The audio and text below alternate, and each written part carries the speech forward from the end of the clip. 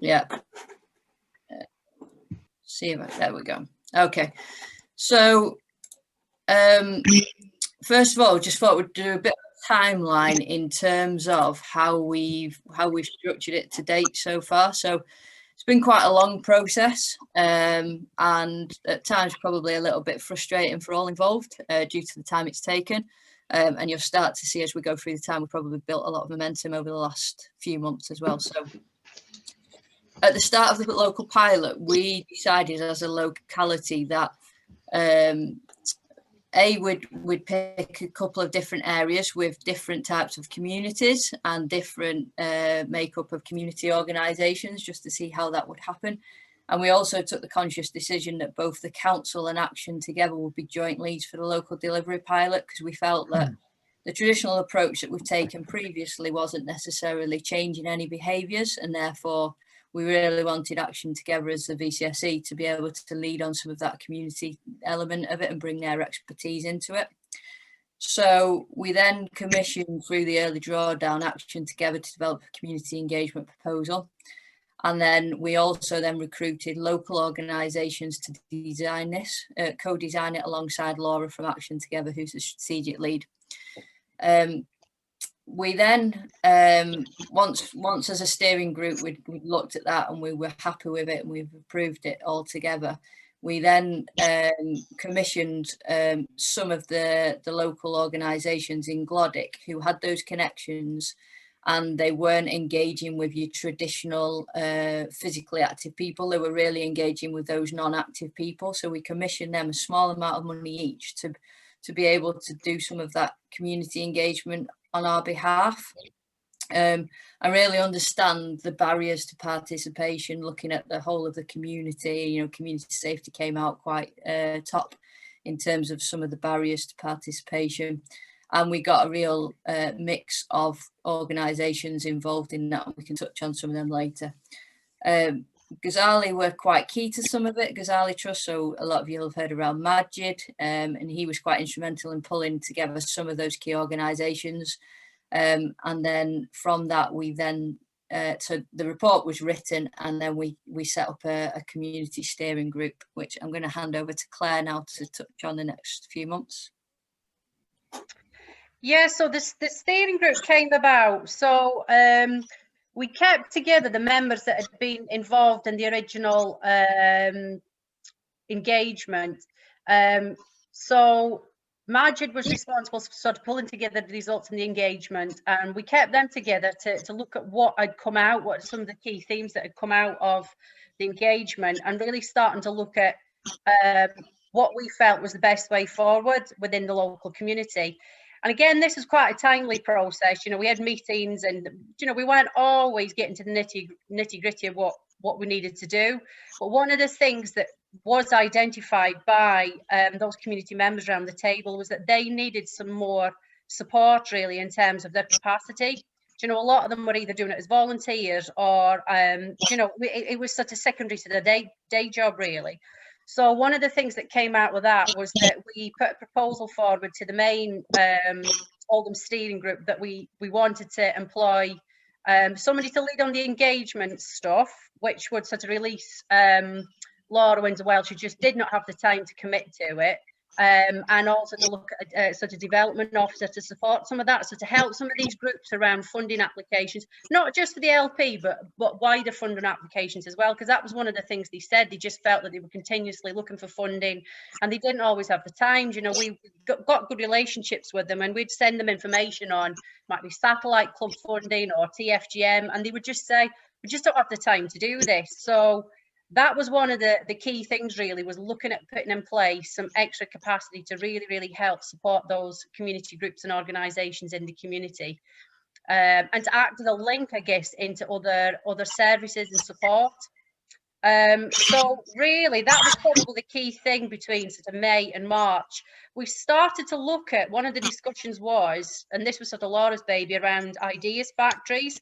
So really enabling the community to have a say in what they thought they wanted to invest that money in. So the idea with them would be that, again, we'd sort of discussed ways of doing this. Originally, the idea would be that we would have a big event where organisations and groups could actually almost pitch an idea. Wouldn't be like a Dragon's Den, it would almost be like a marketplace where people could come in. That organisation could have a table where they could present their ideas, you know, sort of in any format they wanted. So whether that would be with, it might be models or pictures, being able to talk to people. So people could come into that environment, talk to the different organisations, and then they could vote on the ones that they wanted to invest in. So that was the original idea, which is obviously all had to change because of COVID. It was obviously put on hold, but in the meantime there were some sort of mini ideas factories that happened. One happened on the 5th of November last year, and that was around that was a real multi-agency response in an area in Glodick which traditionally has a lot of problems and antisocial behaviour. So the idea was, on that night there was lots of agencies involved. There was a community facility open, and there were people there to facilitate some conversations around what they thought was good about the area. If they could do anything, what would they like to do? And from that, there were some things that actually got sort of quite quick funding. So one of them was a new group, a women's only group called Grace, which is around sort of martial arts and fitness. Another one was a mosque, and it was around table tennis. So we've been supporting them around table tennis. There was another mini ideas factory that happened between Christmas and New Year, and that was from an organisation called Fatima Women's Association, and they did a women's only event. They made it into quite something that was quite fun and interactive. No phones, because they have identified that was an issue in the community where things might get onto social media and sort of the cultural barriers around that. They sort of put on, I think it was a sort of a play around health and well-being, but made it quite fun and interactive. They sort of did fitness activities on the night. They used that as a formal consultation as well. Another women's group that I went to visit, you know, I went and gave them some ideas and talked to them, and they came back, and it was around wearable technology to encourage them to walk more. So that was something that started up before COVID, which obviously once that hit, it sort of stopped, and they're just getting back to, well, they were just getting back to the point to get going with that again. So that was kind of what had happened in terms of some of the plans from there. Obviously, once COVID hit, in terms of that engagement with the community, there wasn't a huge amount apart from sort of keeping in touch, just checking in with them to see how they were doing. And actually, a lot of those organisations were involved in the community response. From our point of view, our team were really heavily involved in that, and it was positive in the sense that we were often working really closely together with some of those community organisations. So it helped sort of support those relationships, and I guess grow them in a different way, because they got to know different people in the team apart from just me. You know, they got to know people on the ground who were our staff that are often in schools. So it was sort of quite a nice experience, I guess, in a way, where they were actually, our staff were working really closely together with some of these volunteers. So over the summertime, the big thing for us was actually recruiting Robbie, who we've got here today, to obviously be able to start to really do some of this real co-design and really drive forward with this community engagement stuff that we'd started with the communities. I've not mentioned Failsworth much, because actually Failsworth, we'd only just started to do the community engagement. It was literally a week before lockdown, and we did a stakeholder event. So we're probably a few months behind with Failsworth.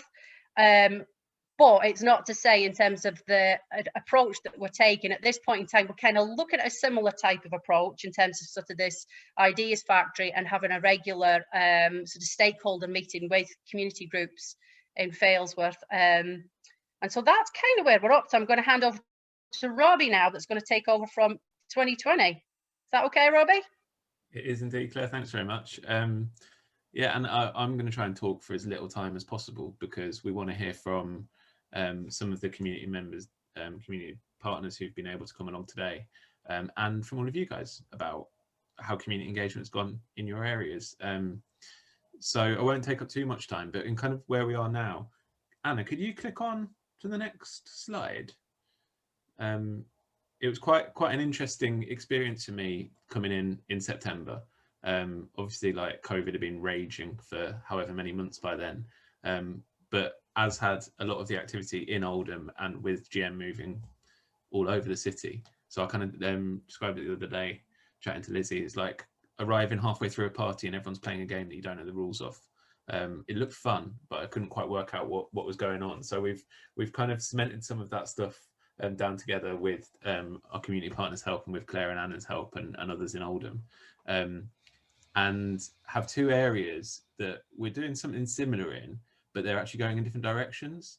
So what we've done with both is introduce or like open investment grants, like a non-specific pot, but 3 different kind of categories under £1,000 applications that we can approve quickly through an internal panel, like made up of some of my Action Together colleagues, just to check it's all fair. Bigger pots up to the £5,000 that we do in more of a collective way, and then over £5,000 that we want to keep to really ideas that have evolved and developed as we go through some of these groups. And in both Failsworth and Glodick, what we've now got going are monthly catch-ups with network partners, with community partners, with anyone who is interested in being involved in this. But whereas in Glodick, we've got a legacy of a lot of partners who've been involved in doing research and understanding what the needs of the area are. As Claire said, in Failsworth, we were only just kicking off in like March, February, with the kind of what Failsworth wanted to see. So Failsworth, and Anne from Failsworth Walking Group has joined us here, so I can kind of ask her what her experience is in a bit. In Failsworth, we've got much more of a kind of like, hey, everybody come together, let's keep chatting about ideas and see what goes on. And next week, actually, we're doing an event to try and pitch some of these ideas and leading with the ideas and what challenges people want to resolve, who can input into those, and using the investment grants to follow those ideas and make them happen, rather than being a traditional application process where there's a certain amount of money available, so you think how much you can do with it. I'll share the link now in the chat so people can check out how we're pitching that and what we want to do with it. Our experience in Failsworth so far has actually been a lot of officers like youth service, council services wanting to get involved. A few private providers actually who want to do stuff around this as well, and some community partners like Anne who want to be there. Whereas in Glodick, we've got this established group, and Abid's online here, who's part of that group, who've been involved in a lot more of the development, and that's probably staying a bit closer to those partners who are there, and thinking every month through what are the opportunities and how do we develop them, and then expanding that network for people who they're connected to, rather than a kind of big net like we're doing in Failsworth. So it's 2 different ways of coming at it that we're trying to do. And Ideas Factory is probably a bit of a fancy term, or like just a way to think about how we're trying to encourage as many people as possible in to help work out what we need to do to get people being more active, and how the investment grants that we've got can support it. The final slide, Anna, is a few of the partners. Those ones there are some of the original Glodick partners. There's a few other organisations. So Abid's from Greenhill, and Anne's from Failsworth Walking Group. And I think they can tell you. I asked them to just come along and share a little bit of their experience. I wonder, Abid, could you up for kicking us off and just say kind of how you've been involved in the local pilot so far, any reflections or thoughts you've had on it, just for a few minutes, and then we'll try and get into breakout groups by 1:30. Yeah, thanks, Robbie. Hi, everybody.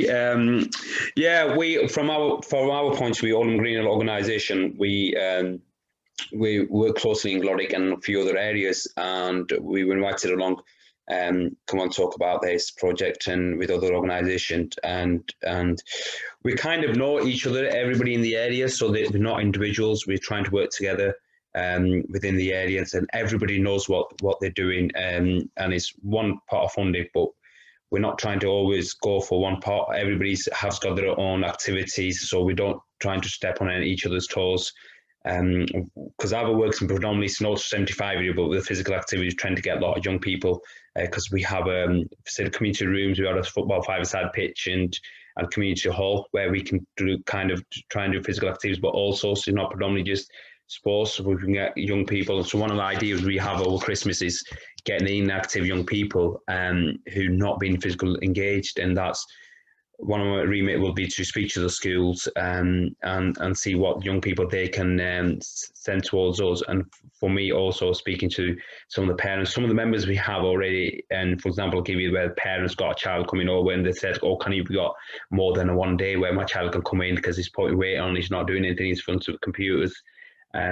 So for the Christmas, what we're looking to provide, predominantly a lot of our members are BM community, so they don't tend to celebrate Christmas. So we're looking to engage them over 14 days of Christmas. So we're opening every single day, for providing them breakfast and providing them lunch, and also as well as doing different kind of activities. So these are ranging predominantly from physical activities all the way through your arts and craft and your pop-up cinema and your maths challenges. So they're getting a bit of education. We're also recruiting a teacher to do some maths and English work around that, and with combining the physical activity. So we're opening up to 40 children, and the predominantly will be from Glodick itself, and then inviting other partners to come along. Before that, we're doing a taster day, which I have invited some partners to get the parents, during the school time, get the parents to come down and talk to them, get the other professional providers, such as your Action Oldham and such as your local counsellor, and people talking about cancer awareness, and getting other professionals and talk about why the physical activity is so important for the parents and also for the young people as well. And like I said, I've been always. I'm looking forward to it, and obviously working with the groups, and because everybody has their own things. You know, if the school's doing something with the young people, we won't be doing exactly the same. We'll do something else.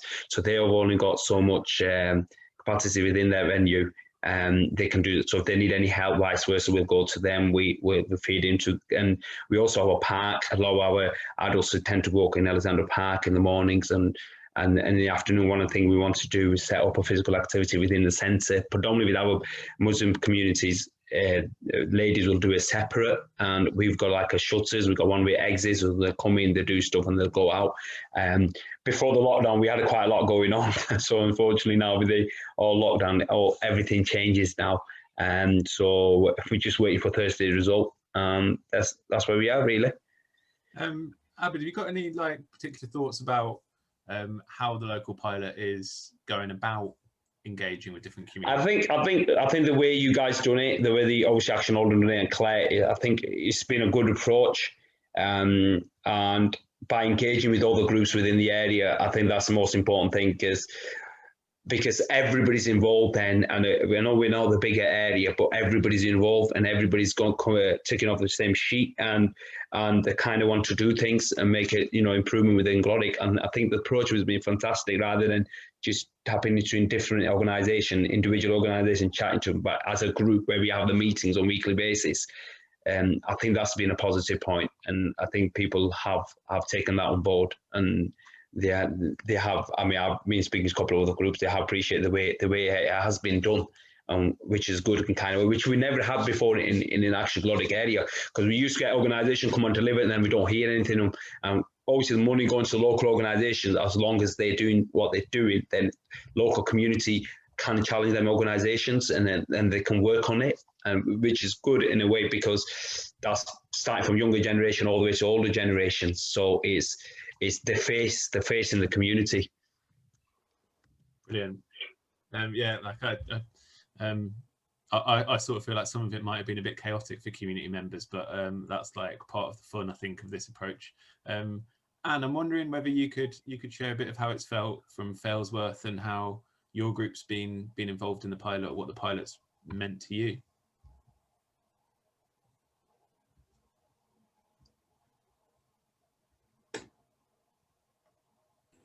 Hang on. Can you hear me now? Yeah, I'm wondering, Anna, would you be able to take us out of the slides, and then we can see everyone's faces as well? Brilliant. Yeah, go for it, Anne. Yeah, how have you been involved? Well, yeah, it's all been good. We've had loads of support from the local pilot, which has been really good. I mean, as far as the walking group's concerned, it is going well. We keep hitting hurdles with COVID, obviously. When you're out there in the public eye and people are watching you, it can be a bit difficult, because they always have their own opinion on what you should and what you shouldn't be doing. But no, we've had loads of support from yourself and the funding's been great. We've managed to get us out there. We are trying to get out there more, because we are on social media at the moment, and I know I've discussed with you about doing a timetable and getting it up in the local libraries. That is where we've got a little bit of a problem at the moment. When I say a little bit of a problem, what we've done within the group is we've split the group. Everyone chose a level of walking that they want to do. They're working in their groups at the minute to buddy up and things like that, because obviously you've got to walk in twos, or you've really got to keep your numbers low. So we can't really advertise what we're doing as such as yet because of the COVID restrictions. Well, it's working. I mean, I think there's more people out there suffering with mental health and yourself than what there is of COVID, and that's why we've got, I think, an issue. Yeah, and from your perspective, do you see any differences between how the local pilot goes about stuff and some of the other investment or physical activity programs that you've been involved in Oldham? To be fair, I mean, I've only really been involved with you yourself and like GM Walks and Move, and I haven't really, you know, because we sort of got our teeth stuck into the. I mean, I know it's set up in November last year, but then obviously you've got Christmas and the wet weather, and as soon as the group was about to take off, we hit lockdown. So, you know, but I mean, what we've got from yourselves been great. Cool, thanks, Anne.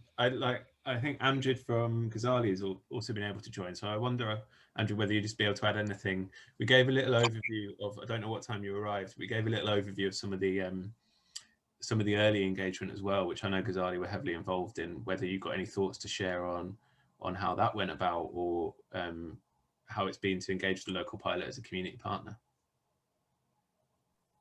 Yes. Hi everyone, it's Amjad here from Ghazali Trust. So thoughts on the local delivery pilot. I think one of the things that we did quite different with the local delivery pilot is right at the outset, we got loads of different groups engaged. We tried to get as many different groups engaged as possible. So we had a local school, a local secondary school involved. We had a number of different community organizations involved, which focus on different things. So we had a women's community group, we had ourselves, we had about 3 other community groups. And then each group was tasked with doing their own sort of questionnaire with their members, just to get a broader rounded picture of the needs of the community. So rather than just one group doing a survey or questionnaire, we got every single group to do a questionnaire or survey with their cohort. And I think that gave us a really good, clear picture. Having said that, we'd already done that, I think, probably about a year before that, with our local community members. So, for example, us at Ghazali Trust, we operate a site which is based in the Glodwick area of Oldham. And the site was previously a swimming pool with a gym facility online. And since it was closed, we knew that the local people were looking for a gym facility locally. So the results of the survey were not really surprising for us in terms of increase of sporting activities and facilitation for sports provision, which is walking distance for a lot of people. However, I think there were some additional needs that we didn't really consider, which were brought out in the local delivery pilot. Some of them were perhaps in terms of accessibility, timings, the type of activities that people would want to do. Now, I think obviously with COVID coming in, a lot of that was kind of thrown up in the air. So we did try and do a number of things online. So for example, we have about 3 Zoom sessions per week with young people with different kind of activities. And also we have 2 sessions which we do outdoors next to our center outdoors. So the COVID stuff has definitely slowed down the progress of, we can say in the sense of delivery of the pilot, because the number of activities and the nature of activities has definitely been impacted. However, one of the things that we've really tried to ensure that we do is to keep, in particular, younger people active and engaged. And online has its benefits, and from our experience, what's really helped is having younger people who are mentors to other younger people, particularly in sporting activities. That's really been a key advantage for us. So instead of using people who may be out of their age bracket, we've used mentors who are roughly around the same ages that a lot of younger people may look up to. So they've really helped to engage young people in sporting activities locally, in some of the stuff that we're engaged in. Obviously, everyone's uncertain about how things are going to fold out in the near future, but I definitely think that some semblance of actual face-to-face activities, socially distanced, is definitely going to be the way to go, really. But in terms of the local delivery pilot, yeah, we did a lot of that early work, which gave us quite a clear picture of the needs of the local community. And so I think we spoke about this last time, or maybe the time before, that, you know, we're kind of apprehensive now to do any more local surveys or questionnaires, because we've done that on a number of occasions. So we are quite clear about the needs of the community. And so one of the dangers of kind of overdoing that is then the people think, okay, you've asked us once, you've asked us twice, now can you please get on with it and and deliver the things that we've actually told you about. So that's really where we're at, I think. Yeah. Thanks, Andrew. I think that puts it really well. Yeah, I think we want to be able to